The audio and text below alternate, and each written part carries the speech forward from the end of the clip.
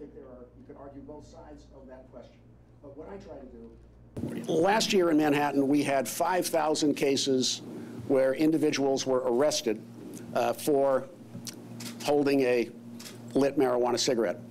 And those cases come into our criminal justice system and have to be processed and then take up the time of a judge, defense counsel, a prosecutor, administrative resources. And quite honestly, there are no sanctions that are imposed as a consequence of the case coming in. There is no sanction of going to jail. There is no real rehabilitation. So we are arresting individuals who are predominantly black or brown, and I mean a high percentage are black or brown, who are coming into a system and then pushed out the back end with nothing good coming of it. Will of those communities, and they're going to be different.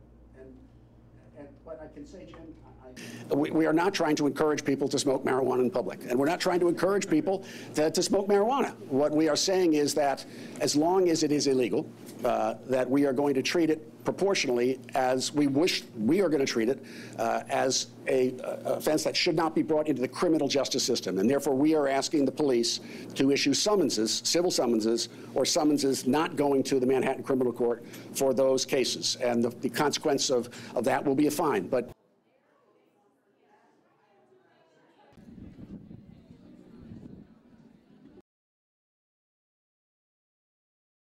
smoking a marijuana cigarette, I liken, is most analogous to an open container of alcohol. Both have an intoxicant, and both are illegal, but one receives a ticket and the other may receive an arrest and handcuffs.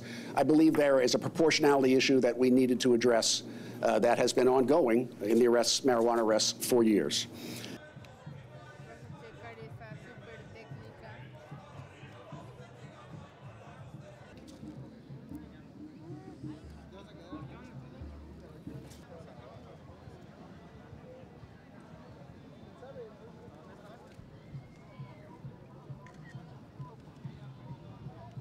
We believe that we can reduce the number of arrests by close to 96%, and so those 4 or 5% will be cases where we think there's a clear public safety issue and imperative that needs to be addressed. But I think this is working in other states, and I think it's time, in my personal opinion, that this happened in New York, and until New York determines that marijuana is going to be legalized for personal consumption or for sale, something that I personally believe will happen and that I personally support.